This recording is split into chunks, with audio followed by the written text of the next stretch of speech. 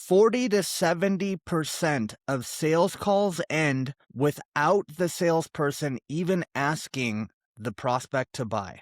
And if you guys run a sales team and you've got a big sales team, that number should really frighten you. And if you're an individual salesperson, you might say, oh yeah, I did ask. No, man. Today I'm going to talk to you guys a little bit about this, because if you could just fix this one problem and then fix the second problem, which is that the average salesperson only spends about 90 minutes a day selling. And that's probably going to shock you guys as well, but there's good research on this. They've done studies across all of America to find this information out. If you guys can solve these two problems, you're never going to struggle to grow the company. You never struggle as a salesperson to make bigger commissions and make more of them. And realistically, it's actually not even that hard. I'm going to walk you guys through 7 different closes, and you want to have these memorized. And you don't want to have these memorized just for fun. You want to have them memorized because on average, it's going to take anywhere from 7 to 12 asks to get the sale. And if you don't have those locked and loaded, you ain't getting the sale. And if you don't even ask, you can't receive. So let's start, first of all, with understanding this, okay? When you get to the end of a presentation and you tell them the price, you should always start with a soft close, or sometimes they're called trial closes. One of my favorites is to say the price, say, hey, it's this much money for this thing. How does that sound? That's trial close number 1. You're just asking, what is it? How does it sound? And they might say it sounds great. And then you can move on to the next question, which is, okay, which card do you want to pay with? But if they didn't say great, or if they said it sounds great, but, then you might have to overcome an objection. You might have to answer a question. You might have to re-loop through some of your presentation because they might have not understood it. Maybe they weren't paying all the way attention to you. So you start with how does that sound? Not because you're scared and not because you expect them to say, hell yeah, take my credit card. You ask because you want to keep the conversation convivial. You want people to feel good still, and you want them to buy without having to put a ton of pressure on them right from the get-go. If you've done a great job of building rapport and all of a sudden you're like, okay, man, give me your credit card, it breaks frame. It puts them in a weird situation because now it feels like they're being attacked. And it puts you in a bad situation because it makes it seem like everything you said up until that point was a lie. It was dishonest. You weren't really being who you actually are. So start with the trial close. How does that sound? So close number 1, how does that sound? By the way, if you guys aren't taking notes already, write these down. Put them in your Apple Notes, put them on a piece of paper, do something with this. This will make you a lot of money. Now, trial close number 2 is a little more assumptive, but it's incredibly effective in getting people to start agreeing to things before they've actually paid. And what I always do is I say, hey, I want to get your onboarding call or your kickoff call lined up. It looks like I've got 12:30 tomorrow and I've got 4:30 tomorrow. Which one is better? And by the way, there's another close we're going to talk about. We just hit on it. Which card do you want to use? Do you want to say yes this way or yes this way is an incredibly powerful way to get people into the kind of momentum of buying. People need energy to buy. If they're dead on the phone, they can't buy anything. So this question is meant to get them to start thinking and be like, oh yeah, maybe they just agree. Okay, we could do it at 12:30. Got it. Okay, is there anyone else you want me to invite to that call? And then you get the emails. Now you're getting them committed before they've actually paid. So they're in a position now that they feel like they can't really back out of it because they've already agreed to do the kickoff call or the onboarding call or the first step of their fulfillment, whatever that is in your process. The second thing it does is it gets them to start speaking more. They might have other questions they need to answer before they schedule that call. So this is, again, another way to be very, just pleasant to talk to, be very laid back. You're also assuming the sale, which puts you in a position of power. It puts you in a position of certainty, and it displays confidence because you wouldn't assume the sale if you weren't confident that they were going to say yes. And by the way, if your offer is a no-brainer, why would they say no? So why shouldn't you feel confident? It's a great offer for them. Of course, you should start booking their call right away. Why would anybody say no? If your mindset and your mentality and the way that you're speaking at the close is reflecting that in a pleasant way, you'll find that a lot of times you'll have people that might close on one of those first two just really weak trial closes. And so let's say you've gone through those. You said, hey, how does that sound? They say, well, it sounds good, but I had this question. You answer the question and you say, hey, look, while we were talking, I just pulled up the calendar. It looks like I've got 12:30 tomorrow, and then I've got 4:30 tomorrow to do your first call. Which of those works better for you? And they might say, well, this one works better. Or they might say, well, hold on a sec. I'm not really like ready to make a decision yet. Blah, blah, blah, blah, blah, blah, blah, blah, blah. And so now you've been able to overcome very quickly 2 objections or 2 questions, or get them more in the state of mind that like, okay, I'm going to do this thing.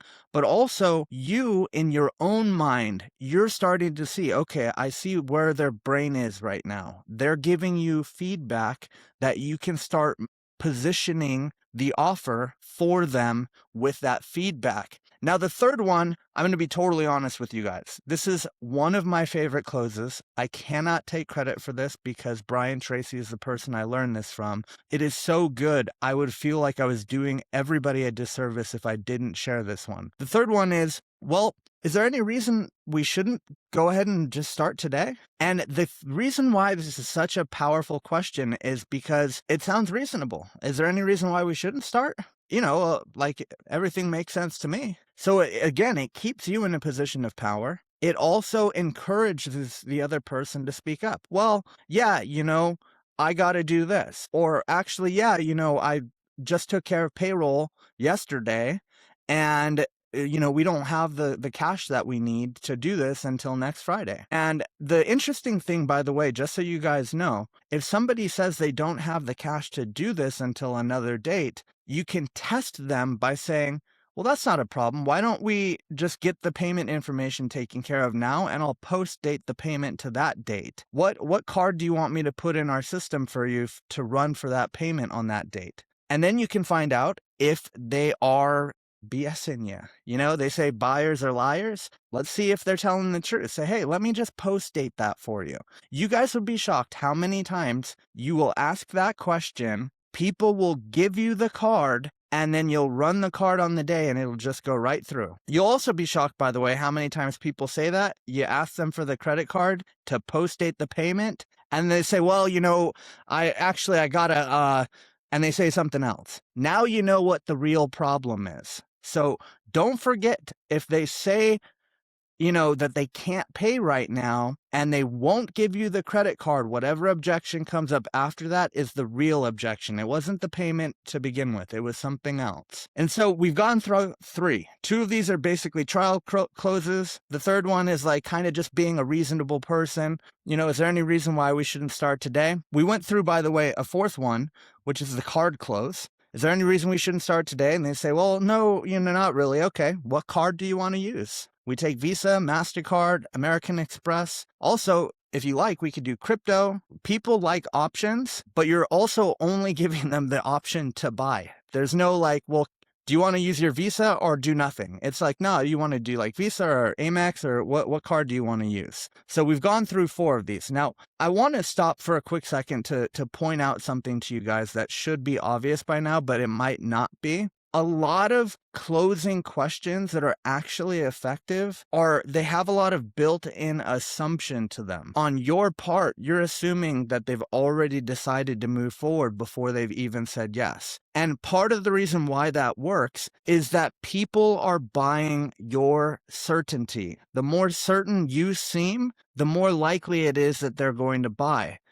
It's also really important to note that when you line up a bunch of questions like this, it sets you up that anytime you overcome some kind of objection, or anytime you answer some kind of question or address some kind of concern, you can very easily loop back to asking for the sale again. Remember, On average, you're going to have to ask at least 7 to 12 times to get the sale, which is why, by the way, in this video, I'm going through 7 because I'm like, I know most people don't even have 2. So you want to have a list of these memorized that are very easy to just keep looping through. So we've gone through the first 4. Now, number 5 here is the fast action close. I learned this from a guy that I think is the world's best setter. I mean, this guy was making more money as a setter at one of the companies he worked at than most of the sales people made closing, which is nuts. Most people don't think you can do that. But also, he's gone on to become a great salesperson as well. He actually is a great closer now. And so the fast action bonus, basically what you do is you take the price of your product. Now, let's say your product is $10,000 and you inflate that price by 25 to 50%. And then what you do is you say, hey, normally this is $15,000, but we have a fast action bonus. Now, selfishly, the reason we do this is because it saves our company a lot of time, effort, and money. Because, like, we're sending emails and text messages and doing follow-up calls. All this stuff is just wasted energy. It's wasted potential. So if you're open to just going ahead and getting started today, I can give you the fast action bonus. Instead of spending $15,000, it's actually only going to be $10,000. And we can just run that on whatever card you want to use. What card do you want to use? And if you guys notice, I didn't punish them for starting later.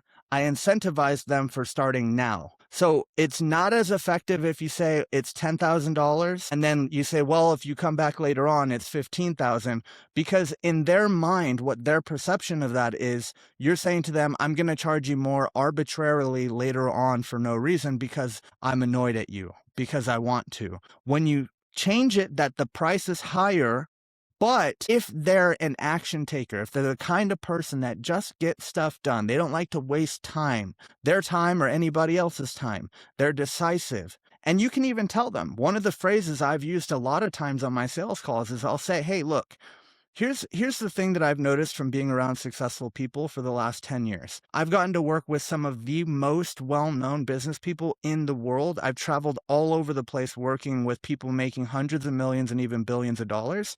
The interesting thing about ultra successful people is they move fast. They don't like to waste time because they realize that in the modern world, the people that waste the most time make the least amount of money. And so what we did was we decided we're going to start rewarding people who are action takers, because we know if they take action, they're going to get results. The people that kind of dilly-dally around and think about it and call God and call their spouse and call their pastor and all this other stuff, those people are still going to be thinking about it in a year when you're making all kinds of money because you made decisions quickly. So instead of spending $15,000, we started doing this fast action bonus, and it's just $10,000. It's not even that much money. Honestly, within the first 3 or 4 months, most people have already made 5 to 10 times that much back. What I'd like to do is, let me just grab whatever card you want to use for that, and we'll go ahead and get you started. That way tomorrow or the next day, we can do your first call and get you really rocking and rolling. How does that sound? And I might hit them again with the how does that sound? So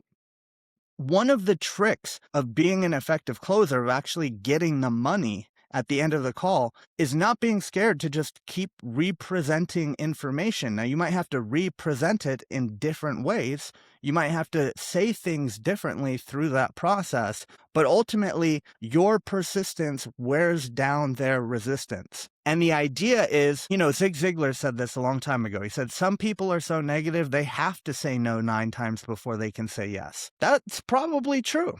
There's a lot of people out there that they're so scared of everything going wrong that they have to say no before they can say yes. Another great phrase from that same guy, Zig Ziglar. People say no because they don't know enough to say yes. So at the close, it's important to understand it's not just having these 7 questions to ask. It's understanding that you're going to have to repeat yourself a few times to make sure that they really understand the opportunity you're putting in front of them. Now, the next kind of way of asking this is, it's called the ownership close. And it's basically you basically say would you like me to help you with this? And the reason why this is effective is because it puts them in a position to own the deal. A lot of times, especially if you're selling high ticket, you're selling to people who are used to being the baddest person they know. They're the boss. And so there's a lot of times you'll talk to them. The only way that they're going to feel comfortable with the decision is if you're asking permission to help them. Now, one of the reasons why this is one of the last closes that I recommend you guys use is because I don't find this is as effective as the other ones, because it puts you in a lower position to them. You don't retain your authority, you submit to their authority. But what it also does is it basically lets them know, like, hey, the only thing stopping this from making you all kinds of money or getting you in better shape or improving your relationships is you. So it puts it on them to take control of their life and their future. And if your offer is good, if your product is a good fit to solve their problems, they're going to feel the pressure of saying, hey, look, man, like, it's all on me. Like, all I have to do is pay. The rest of it, these people are going to take care of for me. And, the final close it's just called the decision close. And this one is the simplest, and it's one that I love to use last, which is why I listed it last, because it's kind of soft and it's at the same time just putting them in a position that they have to answer. And the decision close is as simple as just saying, well, John, what would you like to do? And you got to be a little bit careful with the way you say this, because if your tonality is off a little bit, it can sound a little condescending, like you're kind of saying, well, look, man, you're so smart. What do you want to do? So the way to say this is to just be like, hey, look, like, what do you want to do? I mean, what makes sense to you? Where should we go from here? How can we do something together? Business only grows as a result of people doing it together. What do you want to do? How do we support you in this? What do you want to do? And if you guys are listening to me, by the way, I'd recommend listen to this a couple of times, because what I'm doing, I'm looping a lot. And the reason I'm looping a lot is because there's times where you'll use a phrase, you'll re-say it a different way, you'll re-say it another way, then you'll re-say it the original way, and you don't know which one of those phrasings is the one that actually unlocks it for them. There's something that will catch their brain and hook them in, that they're like, hey, look, man, I just got to do this. And you don't know which one it is. This is part of the reason why, if you guys look on my channel, I have a video specifically on the 25 cognitive biases, because I don't know which one they're going to respond to. I have a client we closed this week. The only reason they closed is because I removed all of the pain for them. I was hitting them with a lot of reward. I can help you guys make a lot of money. I can help you guys make a lot of money. Showing them different ways I could do that, how it would work, all this other stuff. The thing that got them to send the money was me telling them, hey man, I'm really excited about all the extra money that I think we can make you guys doing this. But the coolest thing is how much time you guys are going to save, that you don't have to be answering silly questions over and over and over again from your patients, because you guys are overwhelmed and overloaded. That got them to buy, removing the pain. So the reason you want to loop questions like this isn't to be condescending. It isn't because, you got something wrong with your brain that you can't just ask one question.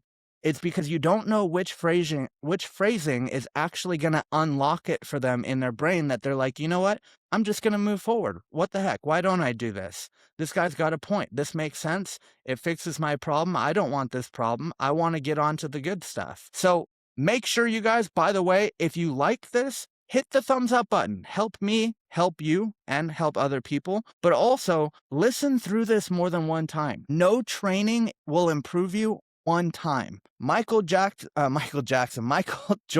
practiced bounce passes every single day of his professional basketball career. He practiced free throws every single day. He didn't practice them one time and become Michael Jordan. He practiced them over and over and over again. So for those of you that are really serious, you're like, I want to be a mid-six-figure or even seven-figure a year earner in sales, do not make the mistake of thinking, wow, that was such a good YouTube video. I'm glad I never have to watch it again. Go through it a few times. Write out by hand the questions. Write them down, walk around your house and repeat them a bunch of times until they're stuck in your brain that you don't even have to think to use them. And you guys will see over the course of the next 30 to 60 days, you will see an increase in your sales. And by the way, you use these 7 questions for 30 days straight and you don't see an increase in sales, come back to this page and comment down below. I did what Jeremy said, and I didn't make any extra money. This is all a lie. I don't care. It's not going to hurt my feelings, because here's the truth, you guys. The reason why most of you guys aren't making more money is because you're not asking for it more on your calls. Make more calls, make more offers, ask more times, you will make more money.